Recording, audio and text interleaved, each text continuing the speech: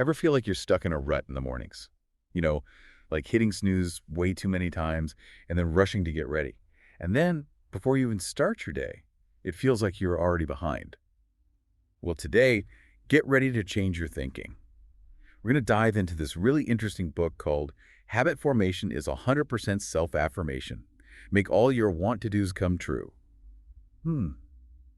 It's by Taru Nakajima. What's fascinating about this book is how it tackles the whole issue of, well, failing to change habits. It's not just another one of those books filled with tips and tricks for productivity. Nakajima actually says that the real secret to making changes that stick is all about boosting your self-image. So you're saying it's not all about willpower? Because I've definitely tried that whole thing where you just force yourself to stick to new routines, but honestly, it never lasts. Yeah, I get it. Relying only on willpower just makes you tired, and it's not something you can keep up forever.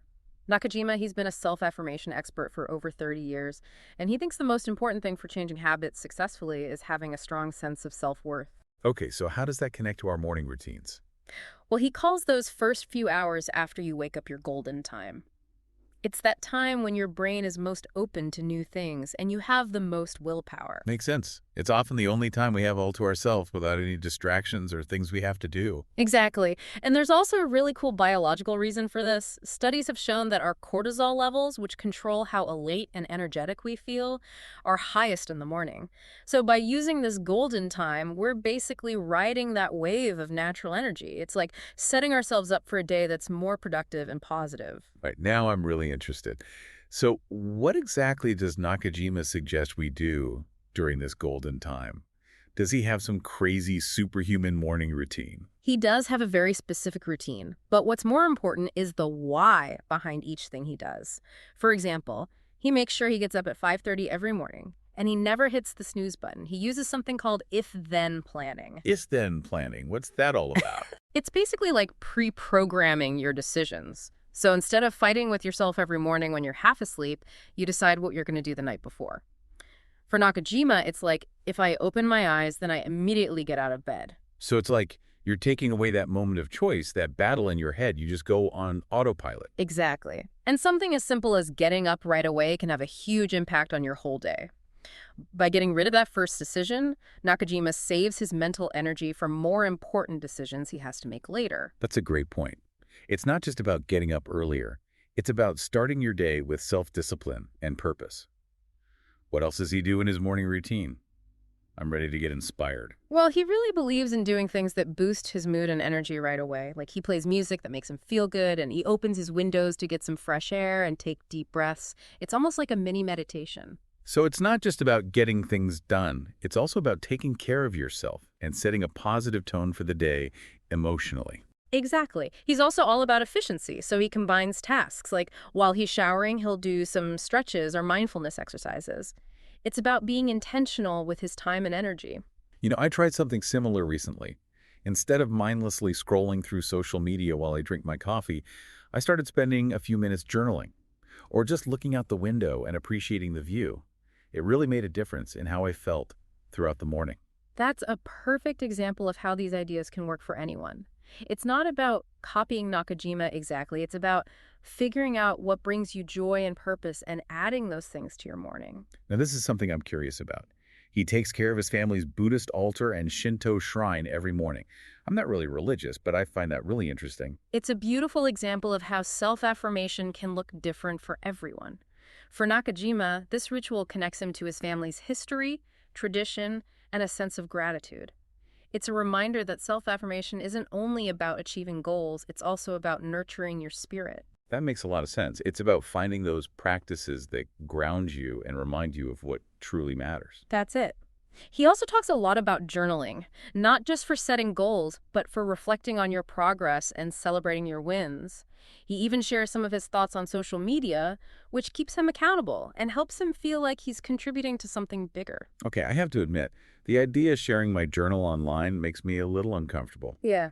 But I do understand the whole connecting with others and finding support for your goals. Yeah, it's definitely not for everyone. Huh. But the important thing is that he's actively strengthening his self-affirmation by acknowledging his efforts and sharing his journey. So it's about creating that positive feedback loop, right? So Yeah. you take action, you see your progress, and you use that momentum to keep growing. Exactly. And one last thing about his routine, which might surprise you, is how simple he keeps his wardrobe. He only has 4 outfits that he chooses from. This helps him avoid decision fatigue and lets him focus on the things that are really important. Okay, now that's something I can definitely get behind. I spend way too much time staring into my closet every morning trying to figure out what to wear. So it's about getting rid of those unnecessary decisions and saving your mental energy for the bigger challenges during the day. Exactly. By streamlining his morning, Nakajima creates space for being creative, solving problems, and really thinking deeply. It's all so fascinating. I'm already thinking about how I can change my own morning routine. But I bet some people are listening and thinking, well, that's all fine for Nakajima, but I could never be that disciplined. Hmm. So how do we take these ideas and make them work for us regular people? That's a great question, and it's one we'll explore next. Even though Nakajima's routine is very personal, there are universal lessons we can all learn from his approach. Okay, I can't wait to hear more. Let's go beyond the theory and get into some practical tips that our listeners can actually use. All right, so let's get down to the nitty-gritty. What are some things people can actually do to create a morning routine that really makes them feel better about themselves?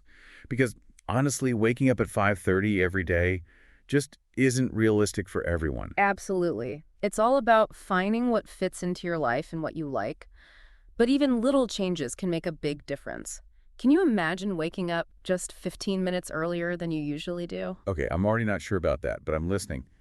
What would I even do with an extra 15 minutes? Think of it as time just for you, before the day gets crazy. It could be something simple like reading a few pages of a book, enjoying a cup of coffee in peace, or even just stepping outside to watch the sunrise. So it's like starting the day by doing something nice for yourself that puts you in a good mood, instead of jumping right into emails or the news. You got it. It's like you're telling yourself, hey, I deserve this time. I deserve to take care of myself. Hmm. And that simple act of self-care can actually make your whole day better. I like that. So what else can people try? Got anything that's a bit more, active? Well, Nakajima talks about adding some movement to his morning, but in a way that feels good, not overwhelming. I've tried the yay pose. Yay pose. Okay, that sounds a little cheesy, like something from a motivational speaker. But go on, tell me more. It's so simple, but it works. You just open a window, stretch your arms up over your head, and say, yay! Seriously, that's it. I can't help but think I'd look a little ridiculous doing that. I know it sounds silly, but there's science behind it. Opening the window lets in fresh air and sunlight, which instantly makes you feel better. And when you stretch and express joy, your brain releases endorphins, those feel-good chemicals. You know what? You've convinced me. I'm going to try it tomorrow morning. Maybe I'll even throw in a little dance move while I'm at it. Who knows? Maybe it'll change my whole life. That's the spirit. And speaking of feeling good, another easy but powerful routine is to just spend 5 minutes tidying up your space. So we're not talking about deep cleaning, just putting a few things away, maybe making the bed. Exactly. It's a small thing, but it makes you feel like you have things under control. And that sense of accomplishment, even if it's small, can set a positive tone for the rest of your day. Yeah, I can see that. It's like building momentum. You start with those little wins, and then you feel more ready to tackle bigger challenges.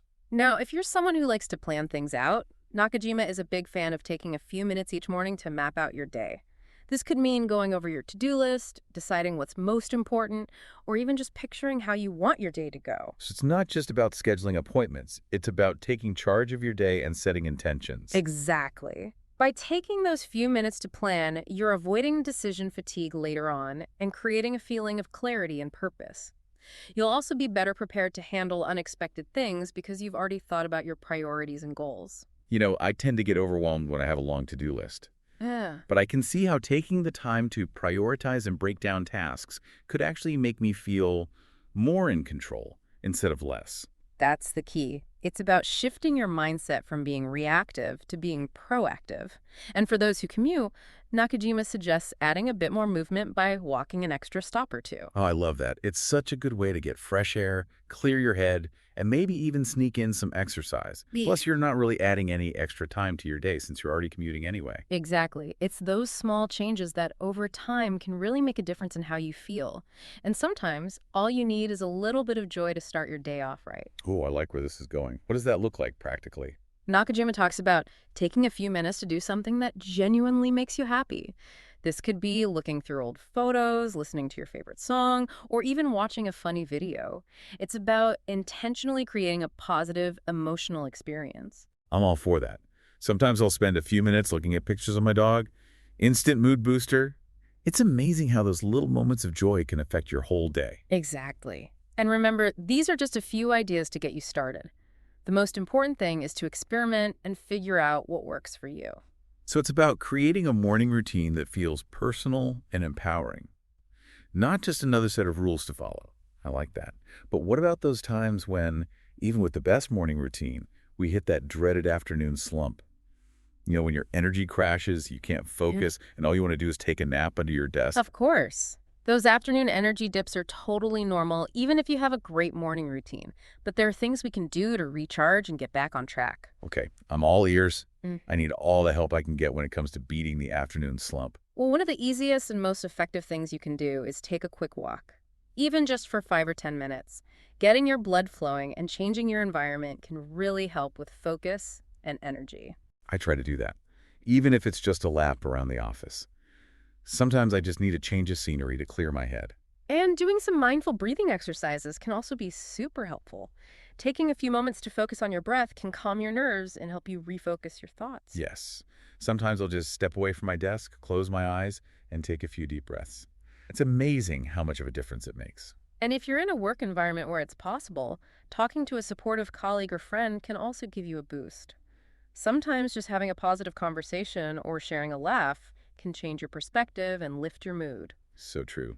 Sometimes all you need is a quick chat with someone who energizes you to get back in the groove. And lastly, it's important to remember that how you wind down in the evening really affects how you feel the next morning. Having a calming and consistent bedtime routine can help you sleep better, which is essential for both your physical and mental health. Okay, this is where I need some serious help. I'm terrible about staying up late, scrolling through my phone, and then wondering why I'm so tired the next day. Any tips for breaking that bad habit? We've all been there. The key is to create a routine that tells your body and mind it's time to relax. This could be dimming the lights, taking a warm bath, reading a book, or listening to calming music. So it's about making a conscious effort to disconnect from the stress of the day and create a feeling of peace and quiet. Exactly. And by making sleep a priority, you're practicing self-affirmation. You're telling yourself that you deserve rest and rejuvenation. That's a great way to think about it. And a good night's sleep sets you up for a more positive and productive tomorrow. It's incredible how it all comes back to self-affirmation. Whether it's getting out of bed without hitting snooze or doing something you enjoy in the morning, it's all about sending yourself positive messages. And those messages, those little acts of self-care and intentionality, they add up over time. They build a foundation of self-respect that can help you face challenges and make healthier choices throughout the day. This has been such an eye-opening conversation. I feel like I have a whole new understanding of how powerful morning routines can be. It's not just about getting things done. It's about setting yourself up for success from the inside out. And remember, it's not about being perfect. It's about progress, not perfection. Start small, try different things, and find what works for you. I think that's really important. It's easy to get overwhelmed by all the things you should be doing when it comes to self-improvement. But Nakajima's approach feels so much more approachable and encouraging. It's about finding those small wins that build momentum and lead to real change. Exactly. And by focusing on self-affirmation, you're not just changing your habits, you're changing your relationship with yourself. You're developing a sense of self-worth that can change every part of your life. So what's the one thing you hope our listeners take away from this deep dive? What's the first step they can take to create a morning routine that empowers them? I hope they feel inspired to try something new. Pick one of the tips we talked about today. Maybe it's waking up 15 minutes earlier or doing the yay pose. See how it makes you feel. Notice the little changes in your energy and mindset throughout the day. That's great advice. It's about being curious and playful, not feeling like you have to change your whole life overnight. You got it. And remember, there's no right way to do this. What works for one person might not work for another. It's about finding what feels authentic and sustainable for you. So to all our listeners out there, as we wrap up this deep dive, we have a question for you. What one small change are you going to try in your morning routine? And how do you think that positive shift will affect your whole day? We'd love to hear your thoughts. Until next time, keep exploring and discovering the amazing power of self-affirmation. And a good night's sleep sets you up for a more positive and productive tomorrow. It's amazing how all of this connects back to self-affirmation.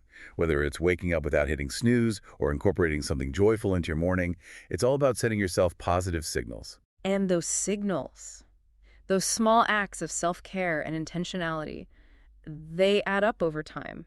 They create a foundation of self-respect that can help you navigate challenges and make healthier choices throughout your day. This has been such an eye-opening conversation. I feel like I have a whole new understanding of the power of morning routines. It's not just about being productive, Mhm. it's about setting yourself up for success from the inside out. And remember, it's not about achieving some mythical level of perfection. It's about progress, not perfection. Start small, experiment, and find what works for you. I think that's a really important point. It's easy to get overwhelmed by all the shoulds and must-dos when it comes to self-improvement. But Nakajima's approach feels so much more accessible and encouraging. It's about finding those small wins that build momentum and create lasting change. Exactly. And by focusing on self-affirmation, you're not just changing your habits, you're changing your relationship with yourself. You're cultivating a sense of self-worth that can transform every aspect of your life. So what's the one thing you hope our listeners take away from this deep dive? What's that first step they can take towards creating a more empowering morning routine? I hope they feel inspired to experiment. Try one of the tips we discussed today. Maybe it's waking up 15 minutes earlier, or incorporating a yay pose. See how it makes you feel. Pay attention to the subtle shifts in your energy and mindset throughout the day. That's great advice. It's about approaching this with a sense of curiosity and playfulness, rather than feeling like you have to overhaul your entire life overnight. Precisely. And remember, there's no one-size-fits-all approach. What works for one person may not work for another. It's about finding what feels authentic and sustainable for you.